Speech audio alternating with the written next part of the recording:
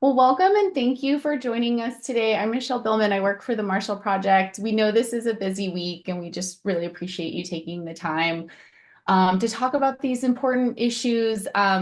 Reporting on felony disenfranchisement is obviously quite complicated. And then the Marshall Project's election survey is giving insights into the political opinions of people behind bars. So we're eager to share these findings with y'all. This is a collaboration between the Journalist Resource and the Marshall Project. The Journalist Resource, if you haven't been to their website yet, they just have a ton of helpful explainers. They distill academic research findings for journalists, and they have a specific section of resources on criminal justice reporting. So you definitely want to check it out. And then the Marshall Project, for 10 years, we've been covering criminal justice stories in ways to maximize, concrete impacts both nationally and locally. Today we have three great panelists that you're going to hear from. The first is Clark Merrifield. He's the senior editor at the Journalist Resource. He covers economics and legal systems, and he's going to discuss the complex maze of disenfranchisement laws for people with felony convictions across the country. It varies a lot state by state, of course. He previously reported for Newsweek and the Daily Beast, and he's also been selected for fellowships at the John Jay College of Criminal Justice. And then Nicole Lewis is the engagement editor at the Marshall Project. She's leading our organization strategy to deepen the reporting that reaches people who are most affected by the criminal legal system. And she's heavily reported on voter disenfranchisement, as well as she's overseen the political survey of people behind bars to understand their opinions and preferences for the past 4 years. And today she's going to share historical context on this issue and some of our key survey findings. And then David Eads is the data editor at the Marshall Project. He conducted the data analysis for the political survey. He's going to walk us through special data sharing tools that he's built for journalists, and he's going to discuss some important caveats to the survey as well. And then he's a co-founder of the Invisible Institute, and he's also in the past built editorial products for the Chicago Tribune, NPR, and ProPublica. So now I'm going to hand things over to Clark. Hey everyone, great to be here and to be with you, and thank you all for being here. My voice is a little hoarse today, but I have my tea, so we'll power through that. As Michelle mentioned, the thing that I want to start with is just by really pointing out that the legal landscape of felony disenfranchisement in the U.S. can vary a lot by state. Um, so someone's experience with being disenfranchised and then getting reenfranchised can really depend a lot on the state that they're in. But broadly, almost every state does curtail voting rights while people are in prison. The place that most, or the part of the process where most states vary is after that time. Of course, not every felony conviction actually results in prison time too for the lowest level ones. So that's something to keep in mind as well. Point being here, though, your state might be different from the state right next to you. And so it's important that that you know really what the law is in your state. A, like go read it. B, talk to lawyers, maybe like former judges, people who have themselves been through the system, and sort of see how the law actually plays out within the state. Next slide, please. So this is a breakdown from the National Conference on State Legislatures of how felony disenfranchisement works by state. There's a few sort of tiers here. The strictest ones, they're the 11 there that you see across at the top of the screen.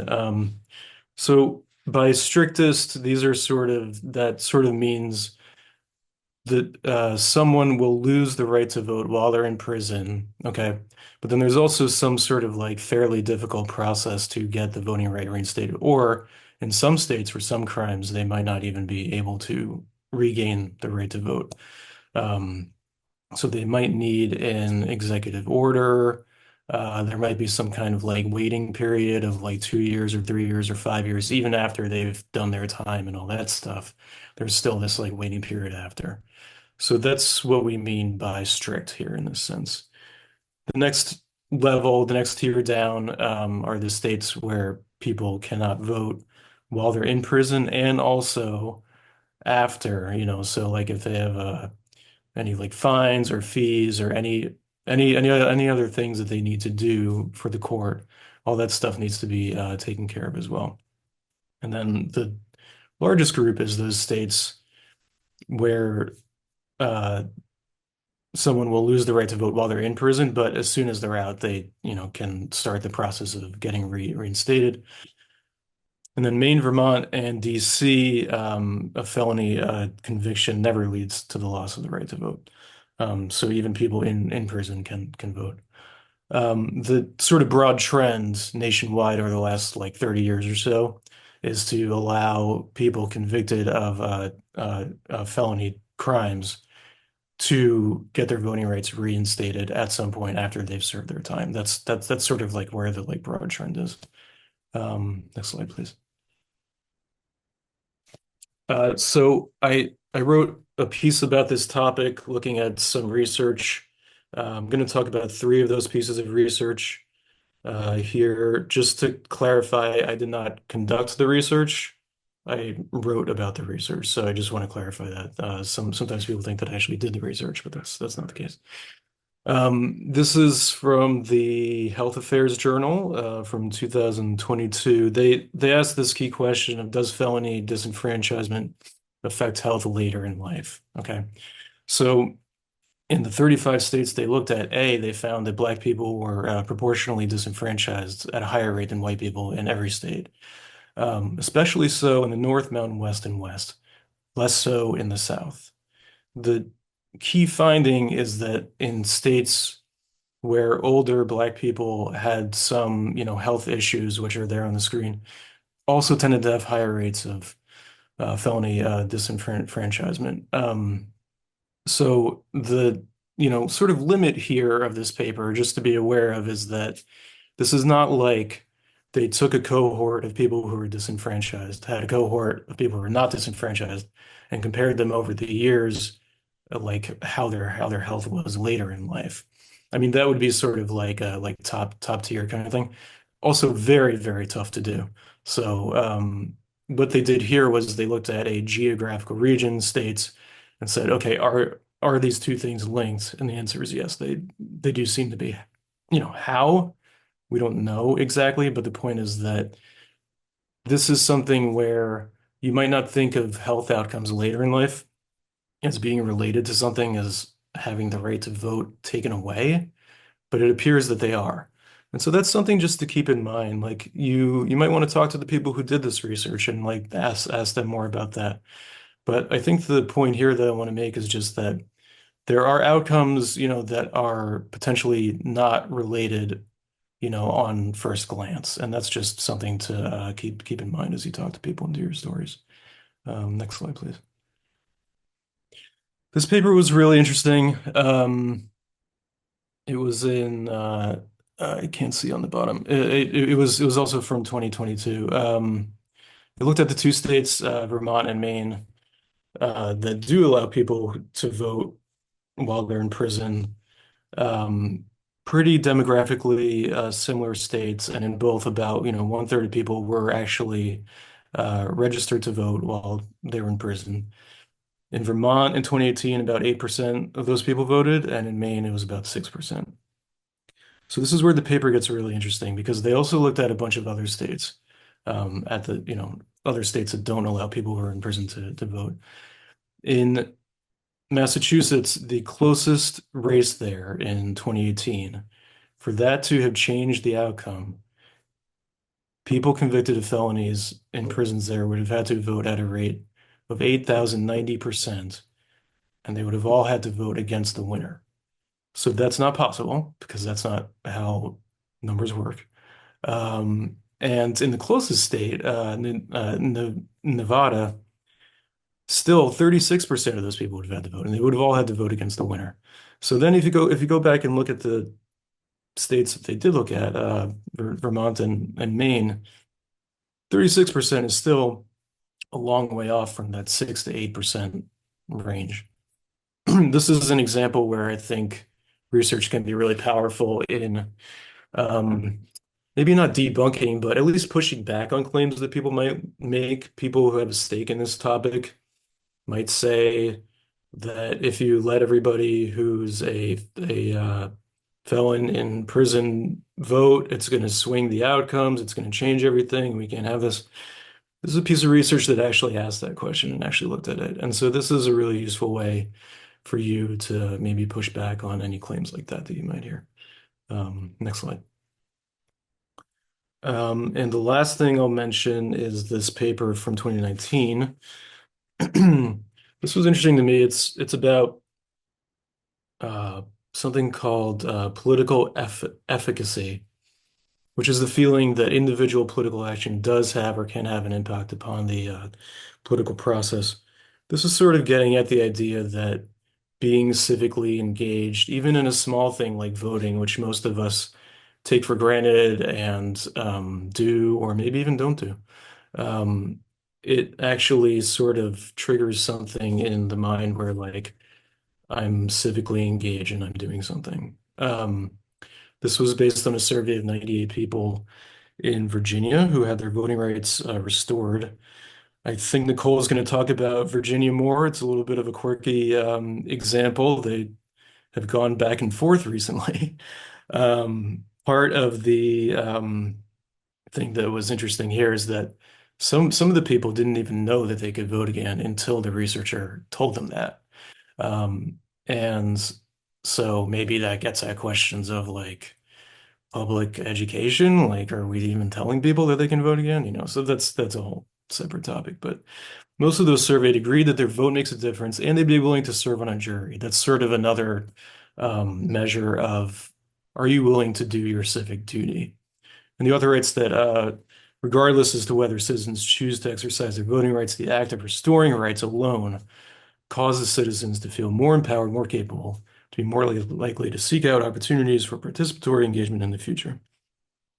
Limits, it's only 98 people in one state.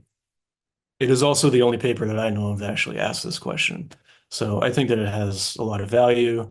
I don't think that you could say that this is true of every person who, might fall into this camp, but I think that there's a lot of value here. And the thing that I'll close with, because I know I have to wrap up here, but um, I think this paper gets at questions of what is the criminal justice system for? I think that's something that we should all be asking ourselves and asking people we talk to for the stories that we do.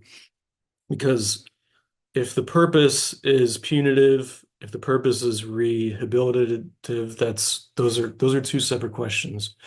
I think we could probably all agree that we want people who have engaged with the legal system in some way, who have, been convicted of crimes, to not do that in the future.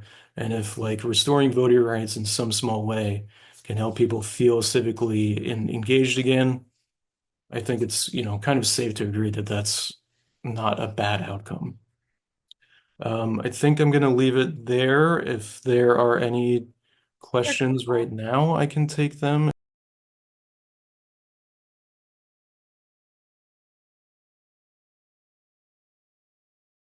I'll be happy to look at that with you. You know what? I think we're going to share our contact info. So Sarah, if you want to shoot me an email afterwards, we can be in touch. Um, and any research similar to the potential impact of re-enfranchised voters in general, not just incarcerated people. Okay. Good question as well. Not something specifically that I've looked into, but if you want to connect after this, I'll be happy to look into that.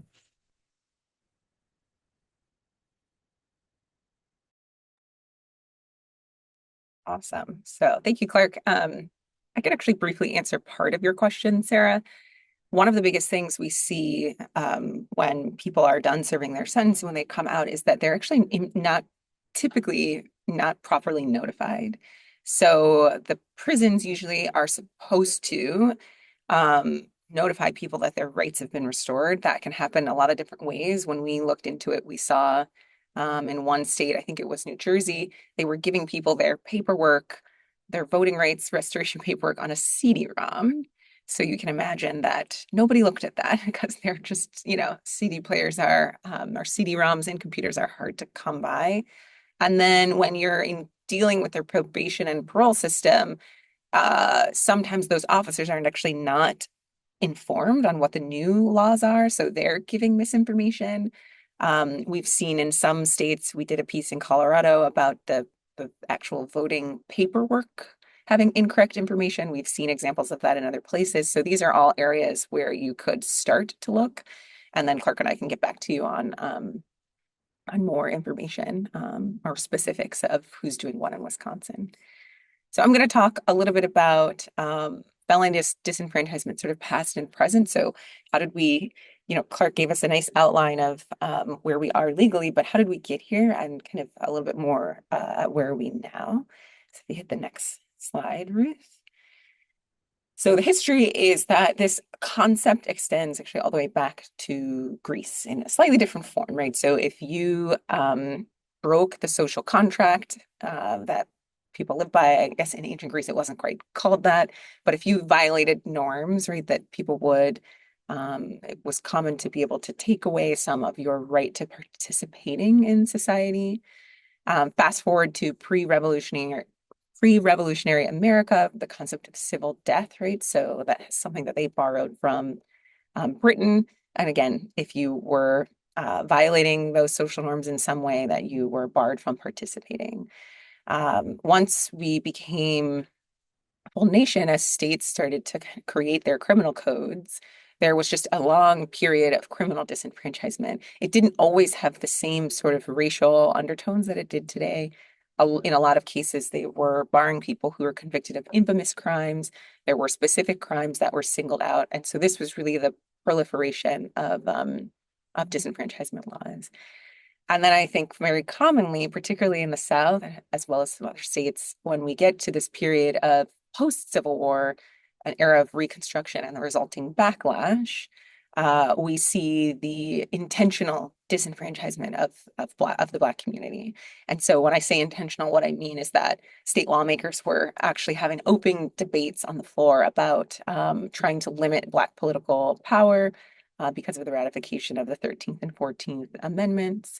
So it was very clear, right, that the intention of these laws was to disenfranchise one particular population over the other. One caveat to that is in Tennessee, the laws originated because lawmakers were interested in making sure that Confederate soldiers who were returning home would not be able to participate, right? So a sort of range of history, but no matter what the reason is or where you are, the impact is extraordinarily clear. The criminal justice system disproportionately affects people of color and Black people in particular. So Black people are disenfranchised at much, much higher rates than white folks in this country. So let's go forward a little bit in time. So to look at, and you can hit the next one as well, disenfranchisement today. So there is a little bit of good news here. It's that about 2 million people since the late 1990s have actually regained the right to vote. And that has happened because of a result of many different restoration efforts across 26 states and the District of Columbia. So Clark mentioned that incarcerated people in DC can vote. That was a change that happened in 2021. Important to know that people in DC, if anyone's reporting from DC today, those folks are actually incarcerated in the federal system. There's some interesting work happening actually now, a story that we were going to do that we didn't do that you could still do. We might still do that looks at basically the voting plan for DC has created the framework for the BOP trying to boost voting for anyone who's technically eligible in their home state. So in some cases, if you were in your home state, but you have a federal crime, you might still be eligible. Obviously, anyone who's incarcerated in the federal system, but from Maine or Vermont, you're still eligible. And all of the DC folks are still eligible. So those restoration efforts were largely very bipartisan. There are some cases, obviously, in which there was an executive order issued and it was one party and not the other. But the legislative changes, right, the ballot initiatives, they cut across all party lines. So that's kind of important to keep in mind as I say we go into the next stuff. So actually, if you skip back one, and then we'll go forward. Okay, so just because people can't, so I think this is a huge area for any reporter on the call to really be poking around and looking into. Sarah asked about barriers. The barriers exist everywhere. Just because you are legally eligible does not mean that people do register. And there are so many reasons for this, from just simply not being notified to the actual election paperwork not having the correct information, to probation and parole officers not having correct information, to just the ennui of life in general and the difficulty of life when you're returning home from prison, right? That voting can fall way down on your list. There is still a ton of stigma around, right, formerly incarcerated people voting. I wrote a piece in Tennessee about how um, election clerks, were just not cooperative when people would come in, right? So we really have to think about the difference between the legal disenfranchisement and this sort of everyday passive disenfranchisement. I think it's a really rich place to kind of report out what are the laws in your state, but what is actually happening. There's a lot of accountability work, I think, that can be done in that space. And if you get the next one, the other really important thing for people to know, particularly in these states, and I would imagine a few others too, but these are the states that really came to mind. Yes, Frank, I see in the chat, and this is one of my points as well, but one of the biggest things to keep in mind is that there are criminal consequences to voting if you are technically not eligible, right? Criminal consequences. So people do not want to risk rearrest for voting. Why would anybody do that? So we have to think about the sort of ways that this issue becomes chilled as a barrier as well, right? So a few states right now, there's a pretty organized backlash to the expansion of rights. These are places that we've been kind of keeping tabs on. If you're in any of these states, thank you already for the great reporting you've done. And there's probably, lots more to keep pushing on. In Virginia, the state had a policy of automatically restoring. You didn't have to do anything, right, to get your voting rights back once you were not incarcerated. Governor Youngkin comes in and says, not so fast, I'm changing that, right? Basically, in this period in which people should be registering, there's all this legal confusion, right? So that's another way of chilling. In Nebraska, the Attorney General filed a motion saying that their new law is unconstitutional, right? Again, legal confusion while it gets sorted out. Tennessee election officials interpreted a ruling by their court that basically meant, oh, if you have to have full citizenship restoration, that also means you have to get your gun rights back, knowing full well that many people with felony convictions are not eligible to ever receive a gun, right, if they've committed a violent crime. I think one of the most prominent examples of this, what I've been calling the weaponization of bureaucracy, is what's happening in Florida with fines and fees. So the citizens basically voted to say, yeah, it's okay. We can let most people with felony convictions vote, no problem. And the legislature said, not so fast, where you have to pay your fines and fees first. But no, of course, there's no centralized system for figuring out what your fines and fees are. If you paid them, no, why would we do that for you? So that's one element. But then you probably saw last year or 2 years ago at this point, pretty high profile arrests of people who did wind up voting, even though they were technically ineligible because they had a disqualifying offense.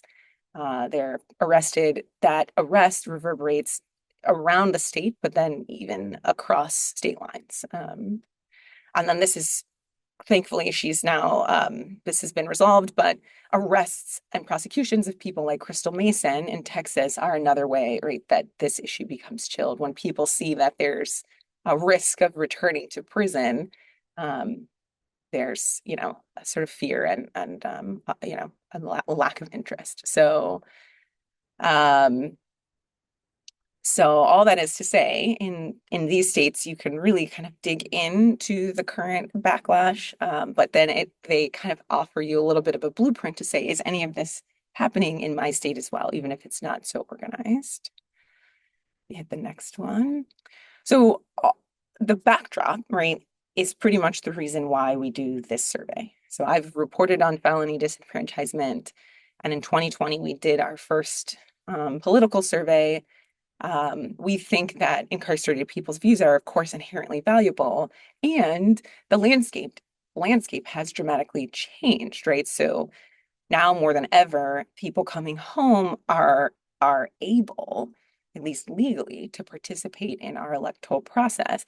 Well, a big question here, and he hopped off before I could shout him up, but David Knight has been working with us on some of this research. He's working to create the weights for our survey to make it representative. But a big question, right? His research and my research question as well is, how does the period of incarceration actually affect their political views? So it's not just what do you think, but like, what does the experience of going to prison actually mean? And there is some research already that shows that any contact, no matter how small, even a traffic stop can actually depress people's civic participation and interest, in their civic life. So imagine if you're taken from the population and incarcerated for a period of years, like what impact is that going to have? So that's really the reasoning behind the survey. Hit the next one.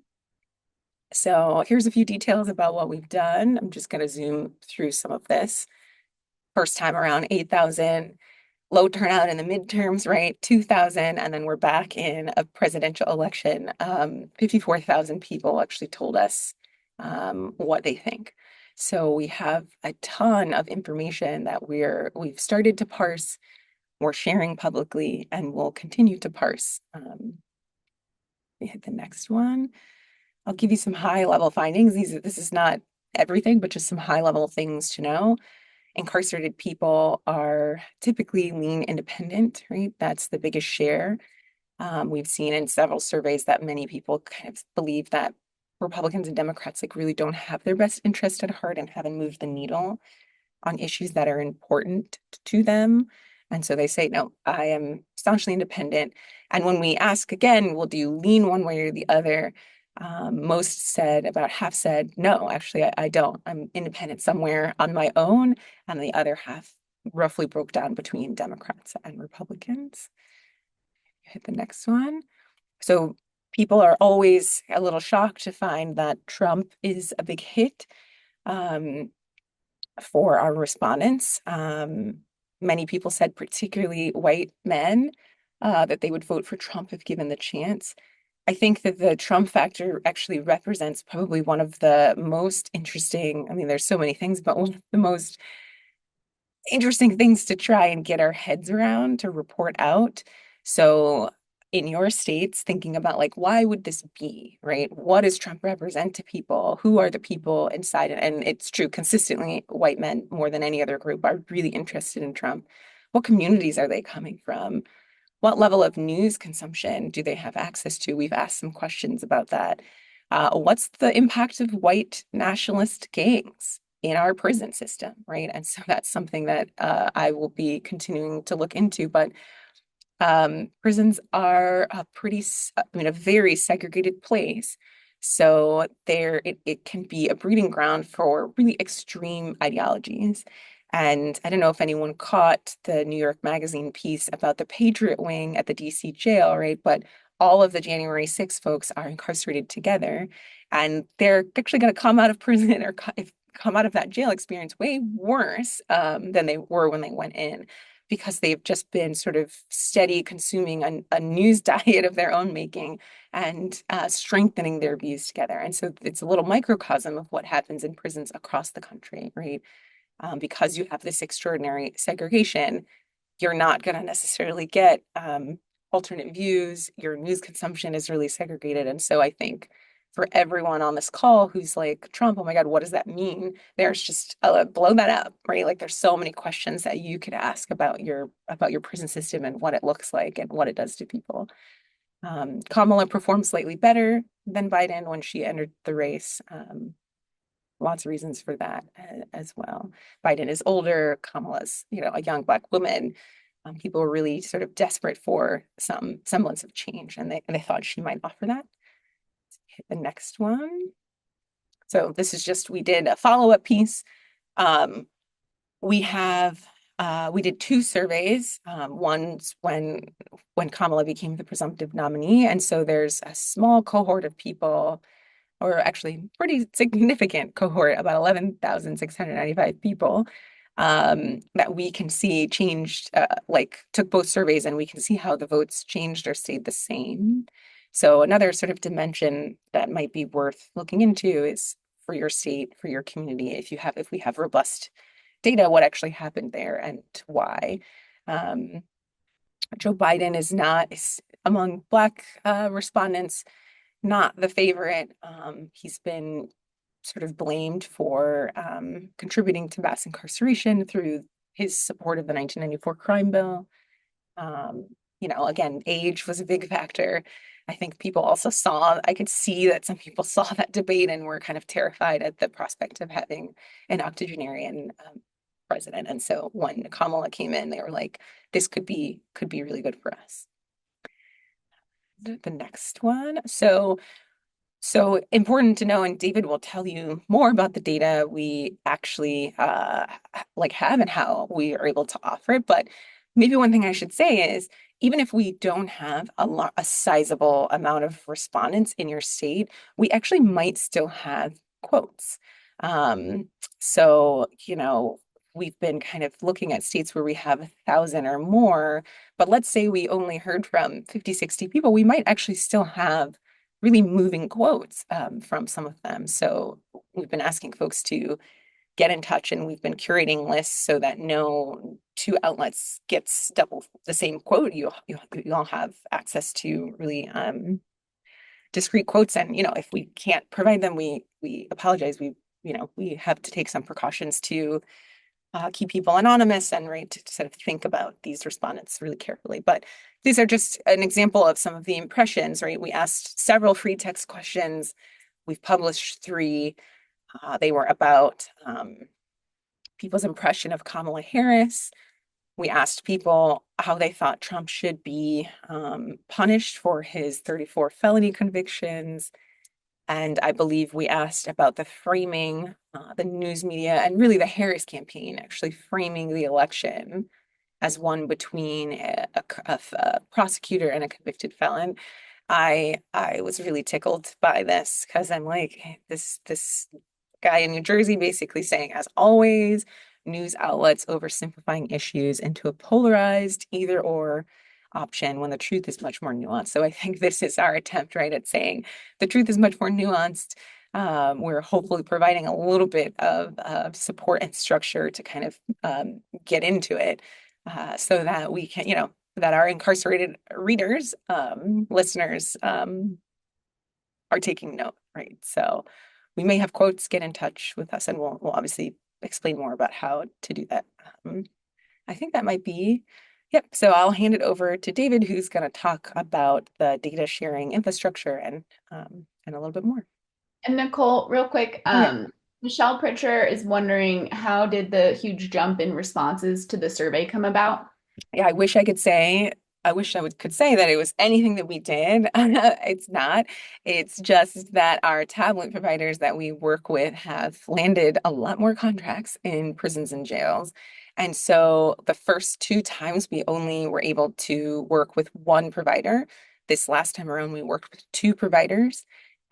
We work with providers who don't charge incarcerated people for their to use their information. Both providers provide like educational content.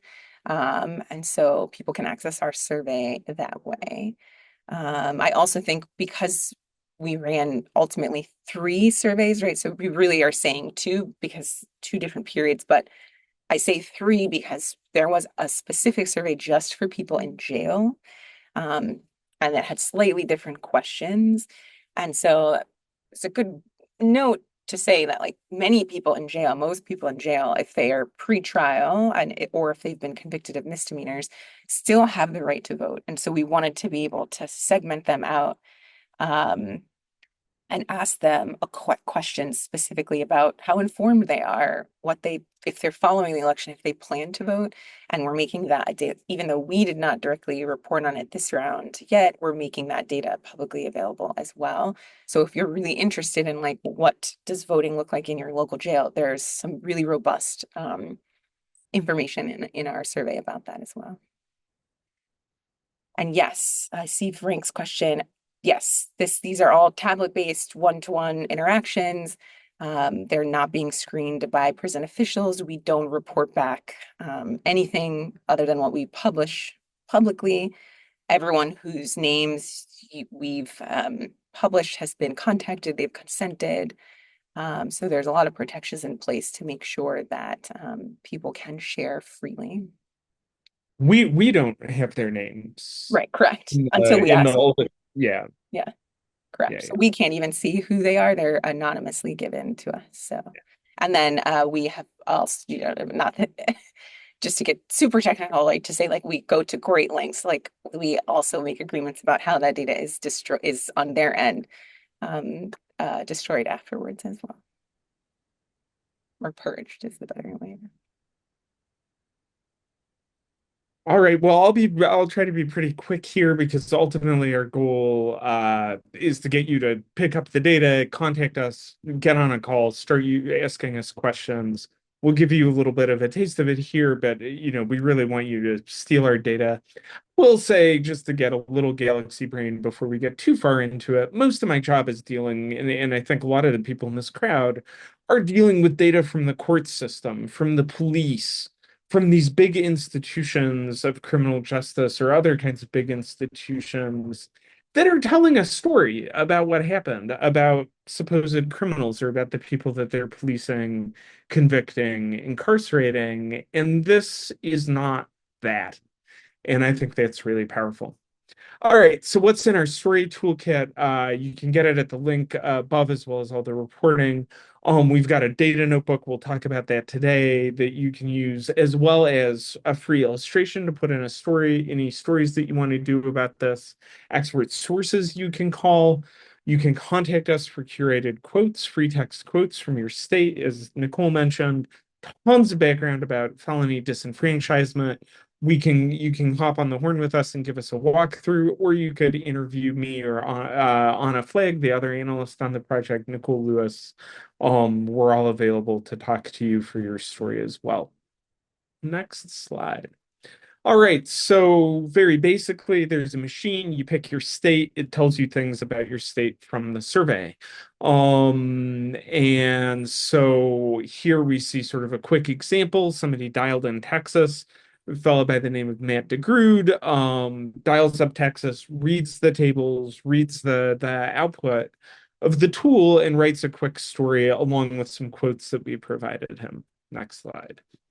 As of last Friday, there were 5, I think, or 6 of these. I was able to get 4 on the slide. But newsrooms are already picking this up and doing this. We've got Houston and Texas, West Virginia. That was very interesting. The Oklahoma, that one's interesting because the people we surveyed didn't reflect the political opinions of the state more broadly. Illinois, which tracks pretty closely to the state via WBZ Chicago. Next slide. Okay, so really quick, we'll pull up the tool in a moment, but I do want to talk a little bit with this color coded example of how to read the tables that you're going to see in the tool. So we're going to go back to Texas, and this is a table called gender underscore underscore party. That means it's counting party affiliation by people's gender identity, what they described. And this also sort of lets us see a couple of things that are interesting or useful about that we need to think about it in working with the data. So reading this row in Texas, you see that blue one, 37% of men. So you're going to see a percentage here. You might see multiple columns, gender and party. That percentage is of the group on the left. So that percentage is of men, 37% said that they were independent. There were 840 people who identified as men who also answered the party question. That's what the 840 stands for. And on the far right, you'll see a national comparison number. So you can see, is my state, for this row, is my state similar or different from what we saw nationally? If you can move the Mad Libs along, um, we can see that you can do this for all sorts of rows in this data. In Texas, 26% of women identified their party as Republican out of 149 respondents who answered both questions, compared to 17% nationally. Maybe not that unexpected in Texas, but still a pretty useful example. All right, next slide. Just a couple really important data caveats as you're diving in. One, it's not representative data. We're working on that with David Knight, who is here and left, getting weighted samples that would let us talk about what people in a region felt. But you should not say incarcerated people in Ohio said. You should say incarcerated people who responded to our survey said.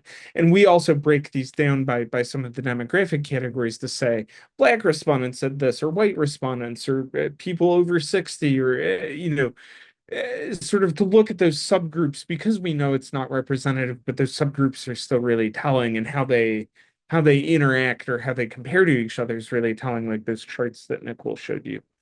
To not accidentally identify the one, for example, 36 to 45-year-old transgender person's political beliefs, when there's not enough answers to a set of questions, you don't see them in the release data. And that's to prevent us or anybody else from accidentally releasing enough information that could actually identify somebody and tie them to their political beliefs, because that would be risky.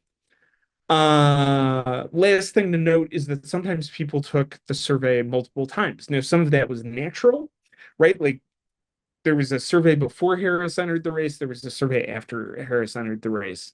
That was critical to making this survey work. That means that people answer different things on the surveys. And we had some jokesters. We had some people who said, "Oh, I'm under 18," and then the second time they took the survey, they said I'm 66 plus. Those ambiguous answers, or those problematic answers that are hard to interpret, represent less than 1% of respondents for almost every question. We do include them in the response pool. And so what you'll see, and the Oklahoman asked about this, if you look at these pie charts that they did, they add up to 99% and not 100%. And that's because of the 1% of respondents who said things that were confusing, were able to take the survey multiple times, and therefore provided a conflicting answer, but nonetheless answered the questions. And so, do you include them in the group or not? This is how we dealt with it. But it's just something that you have to keep in mind with all this data. I'll share my screen. Well, are we at time? Do we need to switch into Q&A, or do we want to share my screen really quick? We have one question for you, but I think if unless we get flooded, we probably have a few minutes to do that. But Frank is wondering, are residents able to give their opinion without their responses being screened by prison Yeah, officials? I answered that one. Yes, absolutely. It's all on a tablet. They don't have to request anything, and then their information is hidden from us and hidden from the facility, eventually purged. Anyone who we are publicly naming in the story consented to that, and then we did another layer of informed consent with them to say, do you know what that really means? So yes. Perfect. Then we don't have any open questions at the moment. So I think if you want to screen share, and then folks, if you want to add any final questions in the chat or the Q&A in the last 10 minutes, we'll gladly answer those. Yeah, and if you want, we'll do the 3-minute version, but if you want the 15-minute version, just call us. We'll get on a call with you and do it. So this is the data release notebook. There's a bunch of documentation at the top. The caveats I've gone over in this presentation, but you should read this. read this closely, please. It's got lots of important information that you need to understand to work with this data. And describes sort of so some of the things we're discussing at a high level, like multiple people took the survey. How is that expressed in the data? You should really read this documentation at the top. We'll scroll back to this download table where you can get the individual answers. Michelle Picture has asked some questions. She's in Texas. She was once on the Marshall Project data team. So let's look at Texas. We use Texas in the examples because another reporter used Texas. So we'll look at Texas. So you dial up your state here. One thing to note is that there's a special state called zero all states, and that just represents the country. The combined answers across all states. And we say in the state of Texas, when Joe Biden was the Democratic candidate, 59% of 882 people who responded to the question. And there's some sentences that the machine automatically writes for you. Really high level. This is not something that you could build an entire story around, but it is meant to give you some sense of the data and give you some sense of how to write about it as well, and how to interpret these tables below. And then below, there's a bunch of tables, and we've added a bunch of the questions, all the questions that were under our agreement allowed to release. We added just last night. So there's all sorts of answers that could be interesting to you here. 57% of Texans disapproved of Biden. What do they think about climate change? What is education, eligibility to vote, facility type? We've added a ton of interesting stuff, even if folks have looked at this since we've released it. Lots and lots of new stuff in here for you to get. We talked about how to read these tables a little bit. So I will simply mention two more things. Now we really got to scroll to the end. Because the survey was given multiple times, there's a special question. There's a question that was called "Who Vote For?" It was asked the first time, it was asked the second time. Ultimately, they're fundamentally different questions, even though they were worded the same way. The questions worded the same way, but the options are different. Because one has Biden and one has Harris. And so these show up in the data as who vote for and who vote for supplements. So that's really important. This is what people said in the first survey when Biden was the candidate. This is what people said in the second survey when Harris was the candidate. The rest of these, or most of these, other answers that you're going to see represent the combination of people who took one or both surveys uniquely. So if you took it both times, and you said the same thing both times, then that's what shows up. So it's a richer, kind of bigger set that you'll see. And then some questions are and specifically the who vote for question is before and after. Last thing to look at here is that there are a ton of things that download here now. You can download them as CSV. You can also download them as JSON if you're and download a giant file. All these questions have slightly different structures in the answers, so we can't just give you one giant spreadsheet. So you have to pick these a la carte based on what you want to analyze.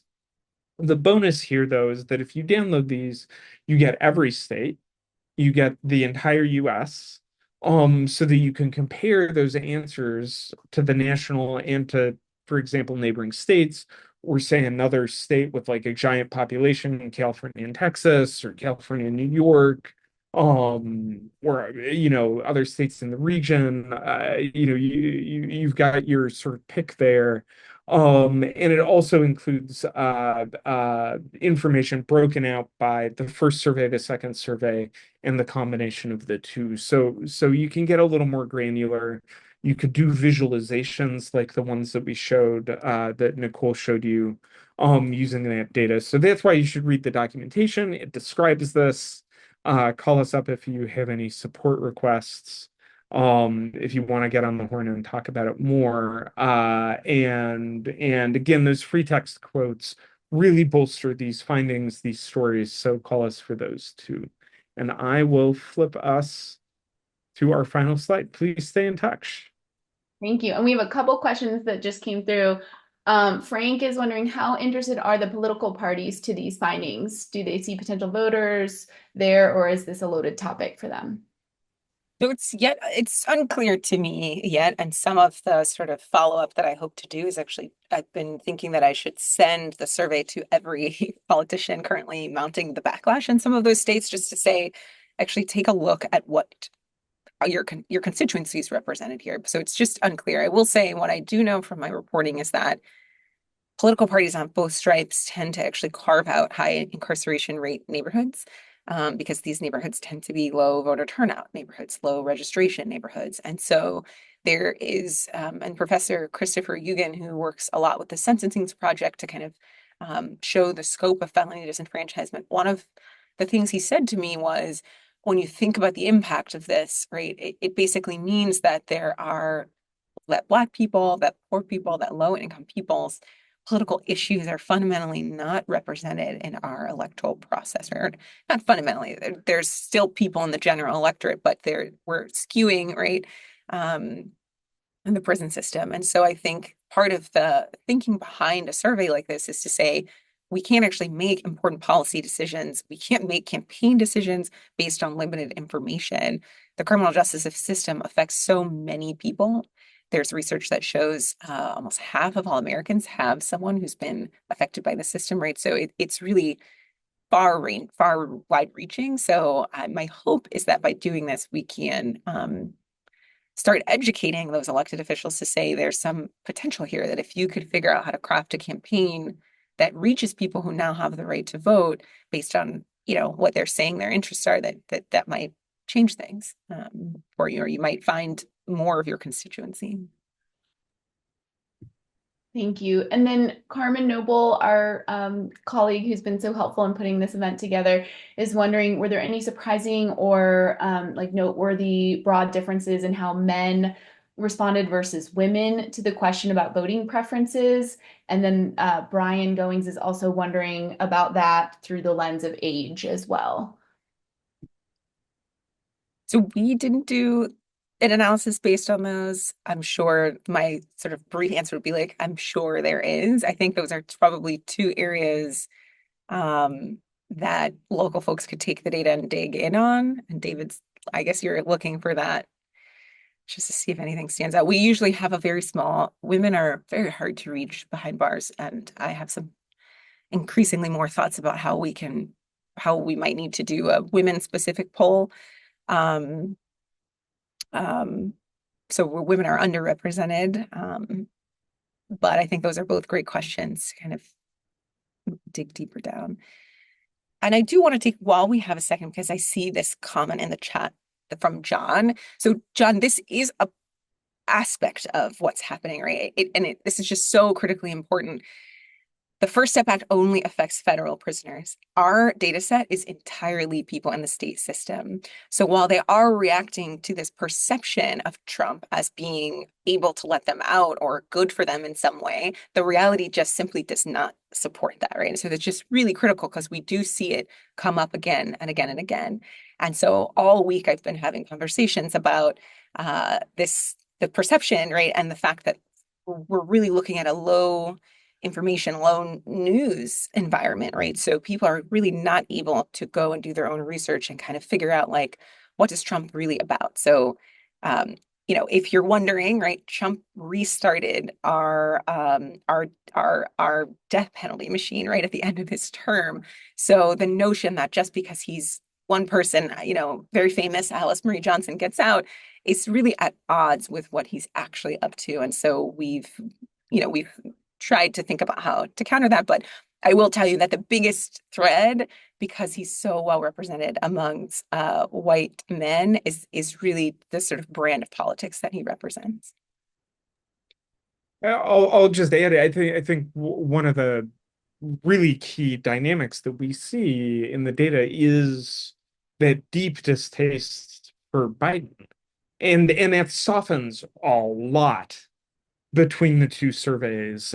So I think that also sort of adds nuance and opens up a whole other set of questions based on what John said and Nicole just did. So just to, I think we're getting ahead. I'm not saying that these folks are white supremacists. I am saying, however, that's been really well documented that the thread of white nationalism runs throughout our entire prison system, and that segregation, low news environments, right, means that people are really spending time with a cohort. And that we can see really clearly in terms of what they tell us, right? We can see because we asked, white folks are by and large watching Fox News and only Fox News. Black people are watching CNN and MSNBC where they can get it. So we can really finely tunely have a fine, narrow view of the way that segregation, more than anything else, actually affects those views, right? So just to dispel, I'm not at all in any way saying that the white respondents are white nationalists. I am saying, and I think this is an area for more research, that there is a thread of white nationalism, the sort of Aryan brotherhoods, the gangs that does exist across our nation's prison system. And that's really worth trying to figure out what the connection might be.